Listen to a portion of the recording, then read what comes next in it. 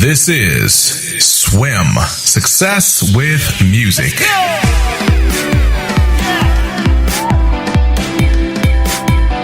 Yo, what up, music fam? This is Success with Music. I am Walt. I am your music coach.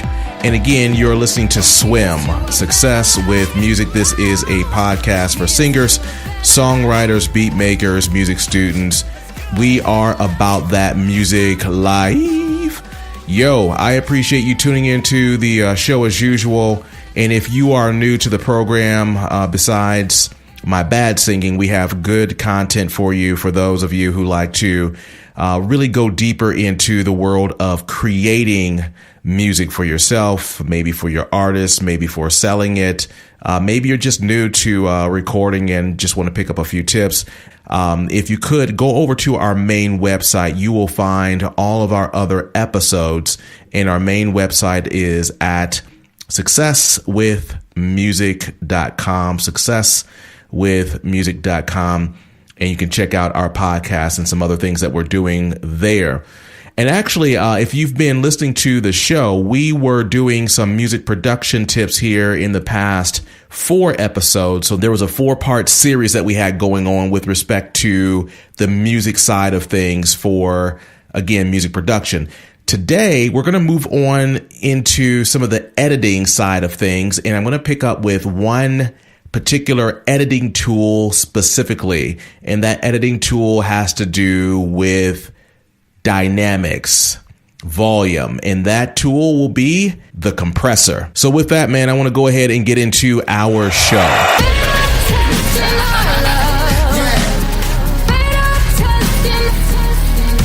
So yeah, as I said at the beginning here, I want to get into compression today. And compression can be one of these tricky tools that's used in music. If you've been around music for any amount of time, been into a studio or worked with some other musicians or producers or engineers, compression is a major deal. I'm not going to get into arguments about outboard gear or software, meaning the differences between or the benefits or detriments between having a physical compressor like in a rack or using, plugins and things like that. I don't want to get into that debate today.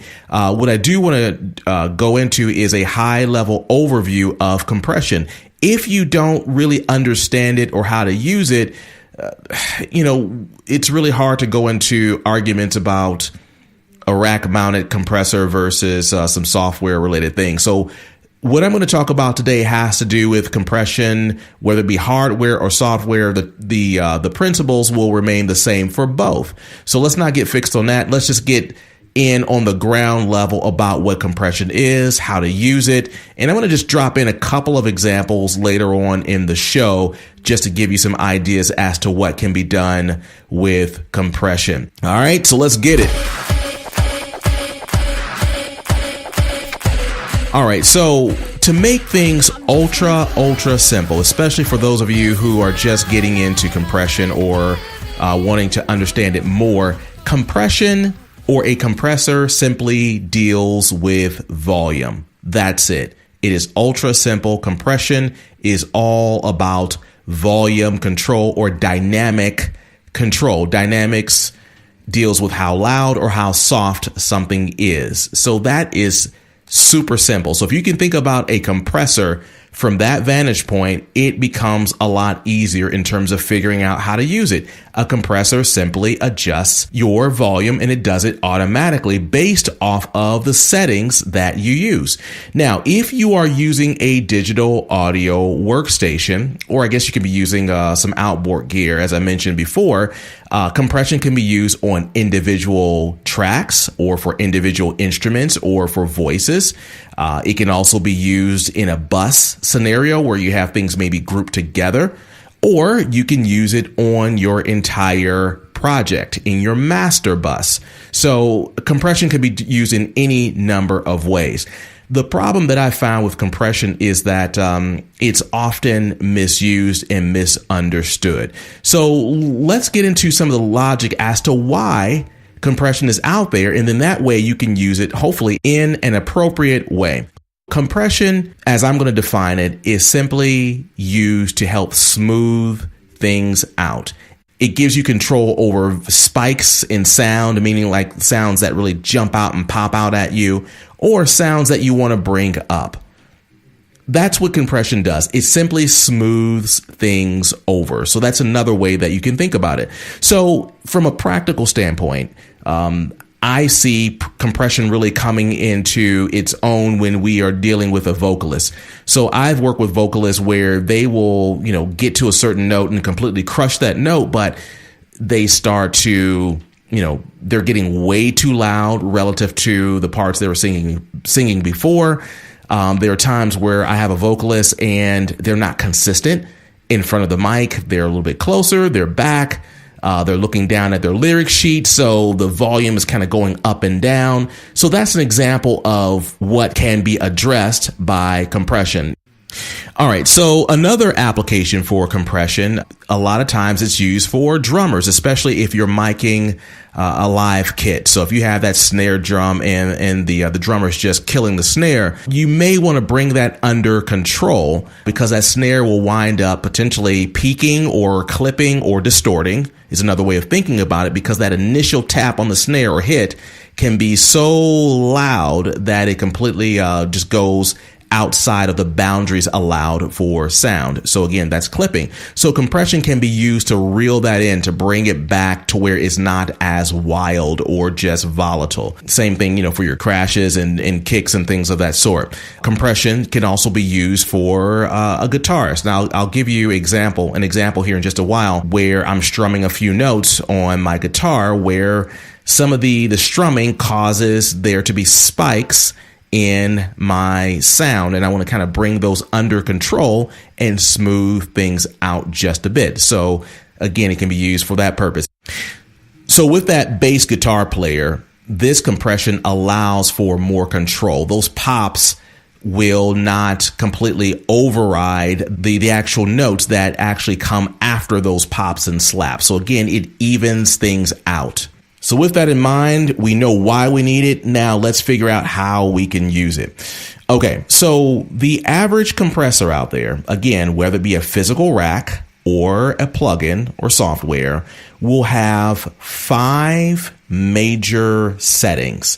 Now, there may be some variance in these settings, or there may be some additional settings beyond the 5 that I'm going to mention.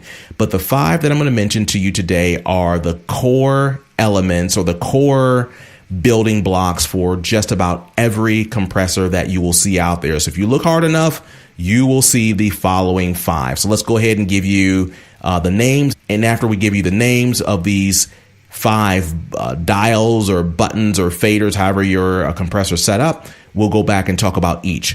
So the first thing you're going to see is threshold. The next, ratio. After that, you should see something called attack. Beyond that, you will have release, and then another button or dial that you will see will be the gain or makeup gain. All right, so let's get into the very first one here, which is a very important one.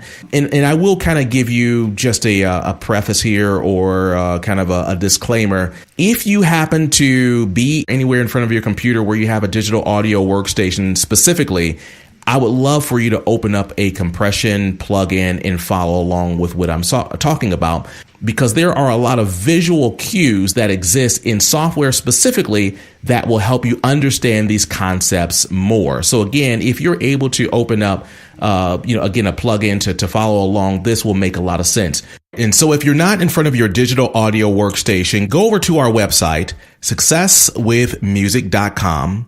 Again, that's successwithmusic.com. In the podcast area, look for episode 44. And on that page, you will get a picture of my compressor that I'm using for today's show. So again, look up episode 44 on our website, successwithmusic.com. So that way you can visually follow along with what we're going to talk about here in just a moment. So typically when you open up your compressor, you will have a diagonal line. And on the left side of your compression plugin tool, the diagonal line will start in the lower left-hand corner, and then it will rise to the highest point in the upper right-hand corner. That line that you see represents where sound can travel, meaning if you plug in a guitar, if you put your mic into and route it through that plug-in, you will see along that line where your voice volume or your guitar volume will be. All right, so with that in mind, we're going to start talking about threshold. And again, I'll come back to that line here, that diagonal line, to give you a bit more detail here in just a moment. All right, so threshold. Threshold really sets the stage for everything. A threshold, as the name kind of suggests, it really talks about kind of a dividing line. A threshold, like you have a threshold of a house or a room. It represents the edge of something. So for a compressor, it represents the point in which something should happen. So your threshold dial on your compression basically says, at this point, something should happen. It tells your compressor that threshold level, that number, when to jump into action. That number, by the way, represents decibels. So in your plugin, you should see small letters next to numbers, which will read dB, lowercase d, capital B, dB, and that stands for decibels. And if you don't know, decibels, they are units for sound energy. All right. So when you set your threshold, you're saying that at this volume, I want my compression to do something. So that's what a threshold is. It says, hey, at this point, there needs to be a difference. And we'll talk about that difference in just a second here. But let me say one more thing about compression. For those of you who are new at this, you can follow what's going on here. In many, many, many instances, compression is used to actually reduce volume after a certain point. And I really didn't say that explicitly. I think that's kind of implied, but I want to say it very directly. I mentioned that compression deals with volume, dynamics, how loudly or how softly certain things are. But the word compress means to squish, right? Or to pull back or to compact. And so in many instances, when we are compressing our sound, we're trying to lower the volume. So in many instances, not all, but many instances, the compression is used to lower your sound. So if you think about that previous dial that we just introduced, threshold, after a certain point in volume, we're looking for our compression plugin or rack to reduce the volume. Well, why would we want that? We simply want the volume to be controlled. If the volume is going well beyond a certain point, it can start to create distortion and noise, and it may interfere with the overall mixture of sound. So that is the reason why we have a compressor, just in case if, again, I didn't make that very clear. And then the threshold is the very thing that allows us to set the points of which we want to start to pull back on the sound. All right, hopefully that makes sense. Let's move on to the next thing. So I said that the threshold is saying, hey, at this point, there should be something that will happen. Well, the next dial will tell us what can happen. And that one is called ratio. Ratio in your software or even on your outboard gear, it will be there will be two numbers. There's going to be a number that can change, which can be changed by your dial or your fader or what have you. And then there will be a colon sign and the number 1. So you're going to have a number, two numbers. The first can change, colon, and then the number 1. So ratio is all about ratios, meaning the relationship between two numbers. Those two numbers that I just mentioned, the first number and the next number, which is the number 1, those two numbers represent decibels. So with that in mind, let's think about the threshold here. Let's say my threshold is set at negative 12 decibels. I'm saying to my compressor, by putting it at negative 12 decibels, hey, anything that goes beyond negative 12 decibels, I want something to happen. Well, that something will be the ratio.